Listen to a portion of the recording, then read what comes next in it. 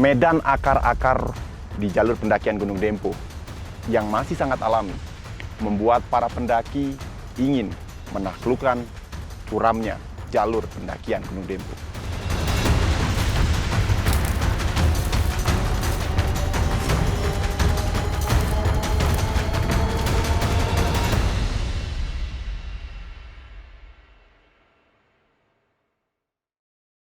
Kalau untuk perintisan jalur kita dulu tuh memang kita dari jalur ikutin jalur air.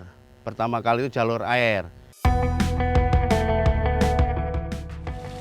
3.159 meter di atas permukaan laut, Gunung Dempo menyuguhkan keindahan alamnya. Kita sekarang ini setelah doa kita langsung naik ke ini di awal. Paling-paling kita istirahat yang pertama itu di Pintu Rimba, Bukulawang.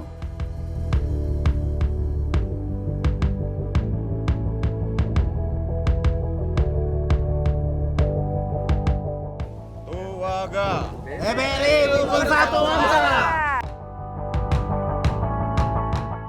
Menjadi suatu kebanggaan bagi para pendaki yang mencoba menaklukkan Gunung Dempo.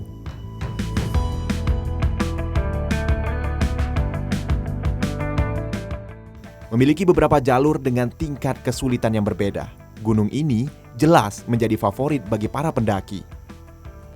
Kalau jalur Bukit Timur kita menuju sampai situ 2 hari 2 malam, baru ke top Dempo. Kalau jalur 72 kita cuma 6 jam atau 8 jam itu. Kalau yang di Rimau itu sekitar 4 jam.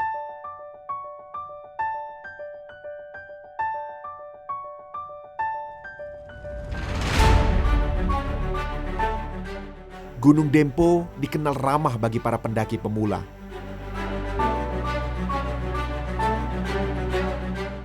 Bagi mereka, sebelum menjajaki jalur Dempo, diperlukan kesiapan fisik yang sehat. Jika melalaikan standar persyaratan pendakian dan aturan alam, maka kejadian yang mengerikan bagi para pendaki sering terjadi. Hanya pendaki yang beruntung dapat melihat kawah vulkanik yang berubah warna. Saya masih berdiri di sini, nggak ada keluhan. Walaupun saya nggak dibayar, saya nggak apa namanya itu nggak berat hati. Memang saya udah jiwanya ke situ, udah jiwanya ke situ. Malahan kita tampung anak-anak Mapala walaupun dari mana-mana kita ke rumah. 24 jam kita buka pintu rumah kita. Seluruh Indonesia. Kalau kita minta duit sama anak-anak itu nggak ada kita. Kita malahan kita sudah siapin ini base camp, rawat, makan. Kalau nggak ada ya kita makan.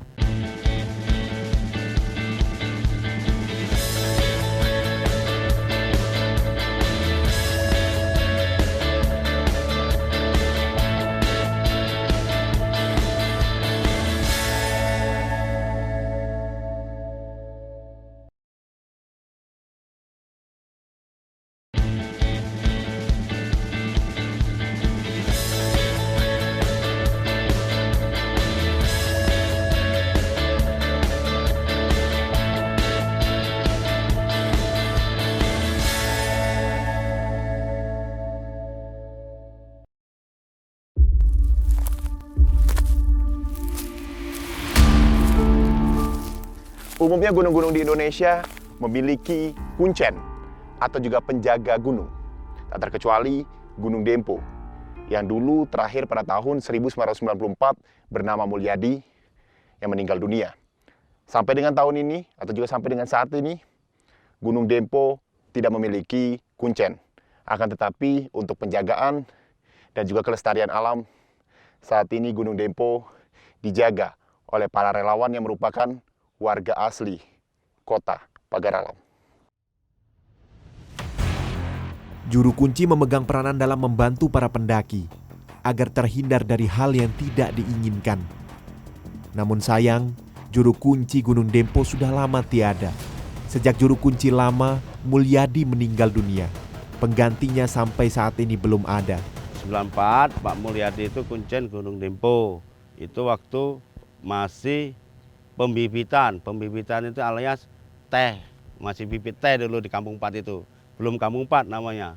Kuncennya dulu memang Pak Mulyadi, kalau ada apa-apa Pak Mulyadi, kalau kayak ada yang kesurupan, tetek bengek itu Pak Mulyadi. Sampai sekarang Pak Mulyadi dan meninggal, nggak ada gantinya. Nggak ada yang berani, Bapak nggak tahu lah, kalau saya nggak lah.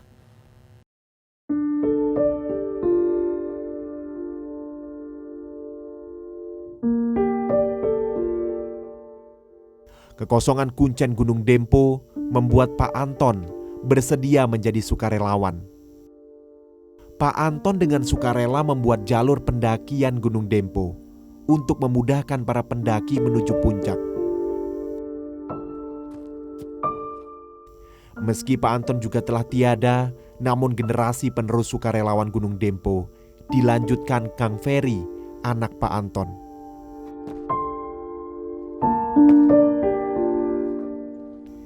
Dengan semangat yang ditinggalkan almarhum Pak Anton, menjadi bekal Kang Ferry untuk membimbing para pencinta alam.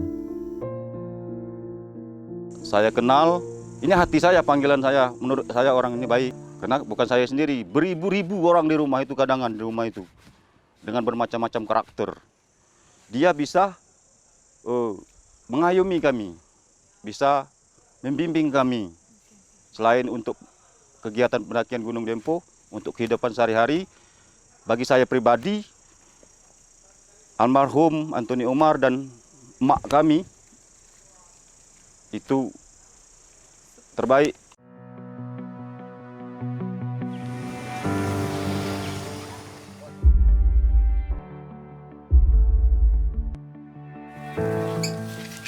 Menjadi pembimbing pencinta alam tidak melupakan kewajiban Kang Ferry sebagai kepala keluarga.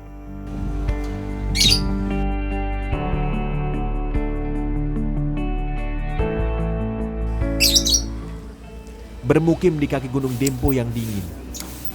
Dengan hadirnya keluarga memberikan kehangatan bagi Kang Ferry.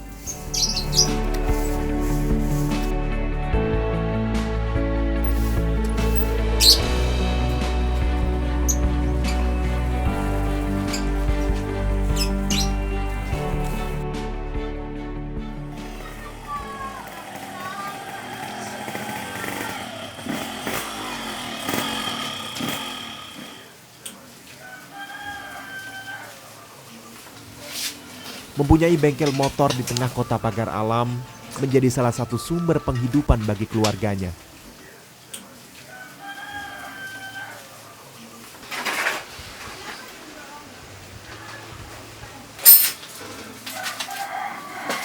Meski penghasilan dari usaha bengkel ini tidak menentu, namun Kang Ferry terus melanjutkan usaha ini.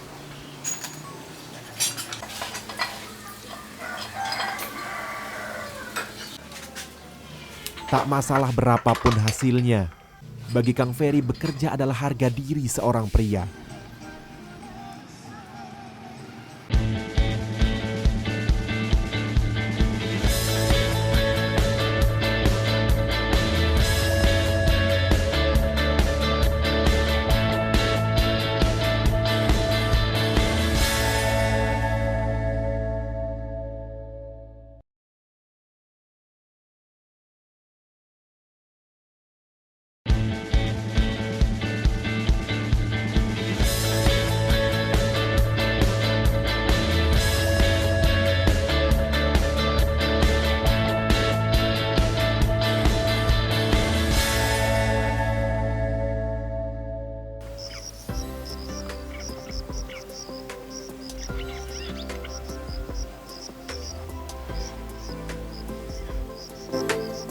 Alam memberikan tanda kepada para pemerhatinya, tapi ini bisa dibuktikan melalui seismograf.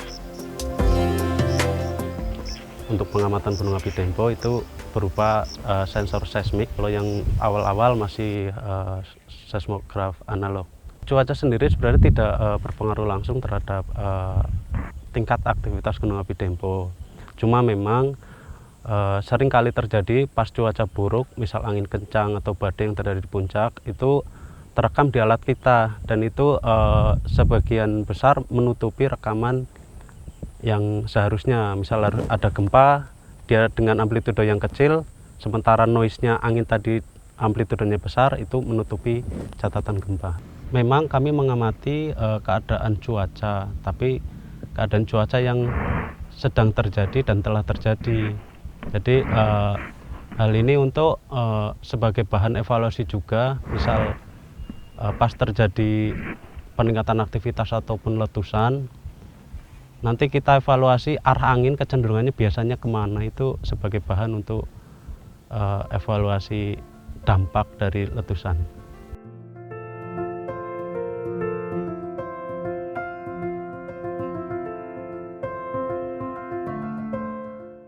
Gunung Dempo tak lepas dari pantauan Pusat Vulkanologi dan Mitigasi Bencana Geologi.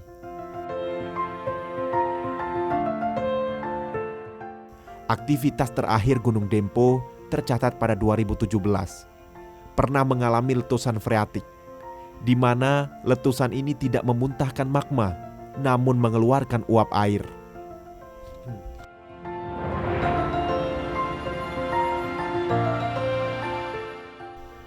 Tidak ada korban jiwa memang, tapi tugas pos pantau sangat vital untuk memberikan informasi kepada masyarakat sekitar.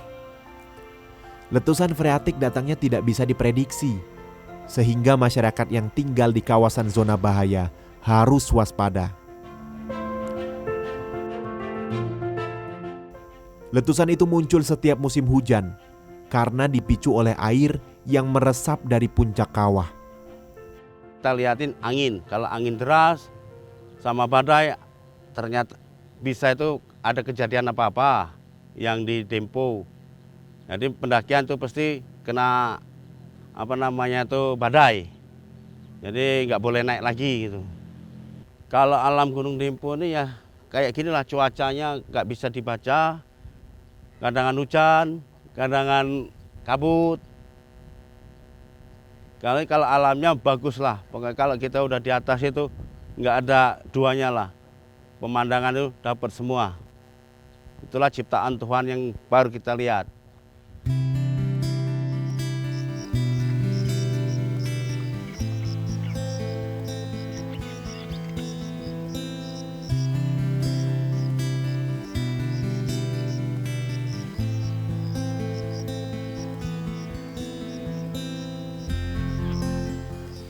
Masyarakat yang tinggal di sekitar areal kaki Gunung Dempo sudah memahami karakter gunung ini.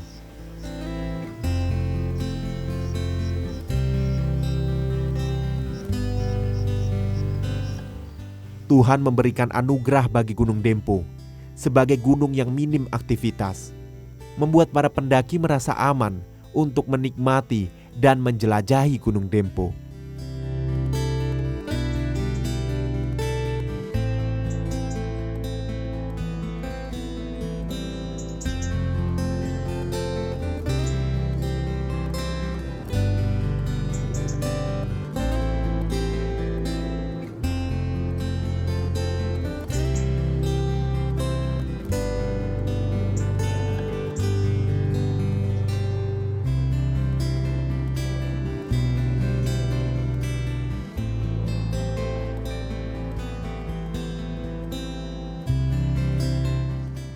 Masyarakat pun merasa bersyukur.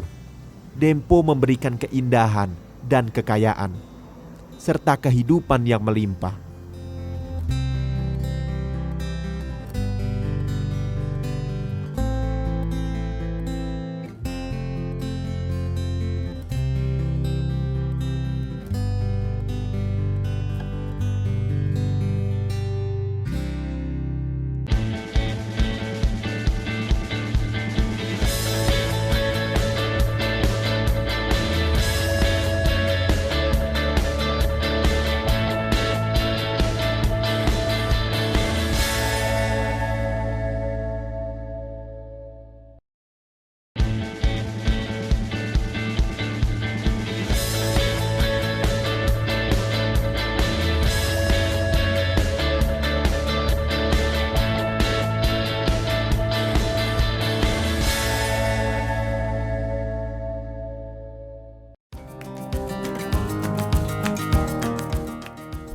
Banyak cerita unik dan menyeramkan. bagi para pencinta alam yang pernah mendaki Gunung Dempo. Karena itu, setiap para pendaki yang ingin naik melalui jalur Kampung 4 atau yang dikenal dengan jalur Pintu Rimba harus terlebih dahulu didata melalui posko Kampung 4.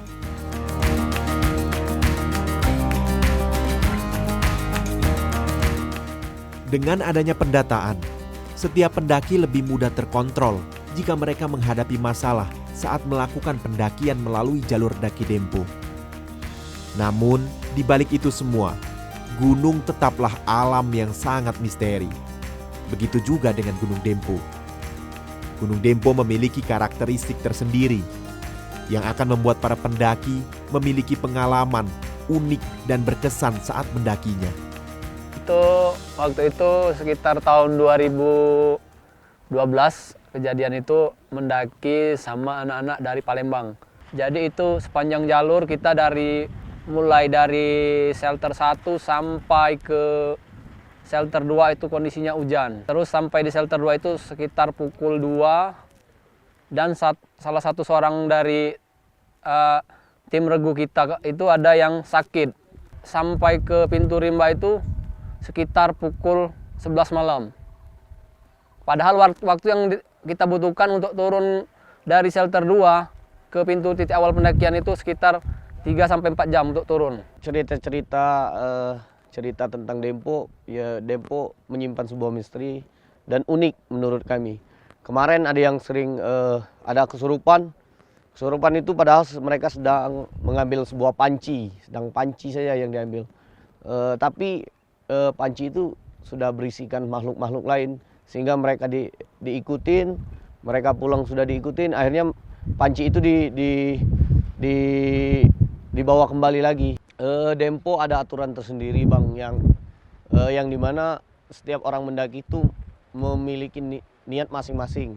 Ada yang bawa jimat, ada yang niatannya tidak baik, mereka akan mendapatkan hal yang tidak baik juga di atas. Mendaki bukanlah eksistensi belaka, melainkan cara untuk mencintai alam dan semesta. Bukan hanya untuk pamer di sosial media, mendaki adalah aktualisasi, mencintai, dan menjaga alam ini.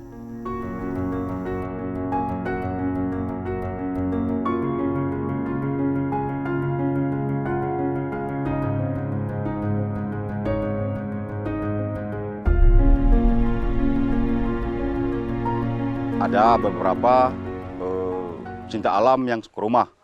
Setelah kami lihat, Akang Peri tidak ada perubahan.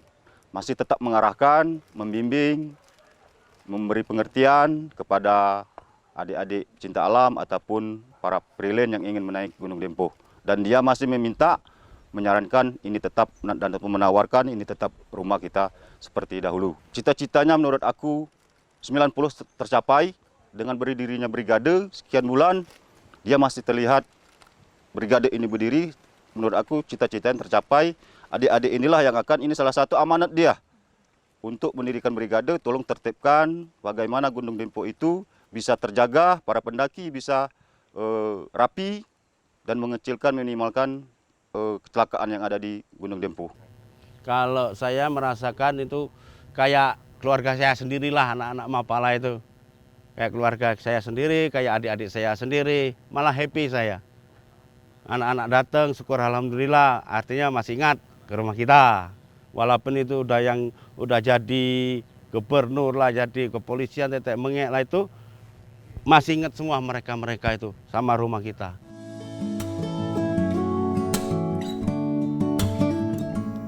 Bukan berlomba seberapa banyak gunung yang didaki, tapi bagaimana memikirkan dan mengamati betapa hebatnya Tuhan menciptakan alam ini.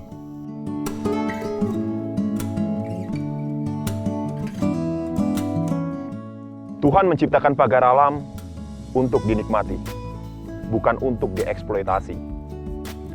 Dijaga keseimbangan ekosistemnya dan lingkungan, agar generasi mendatang bisa menikmati indahnya kota pagar alam langsung dari atas Gunung Dempo.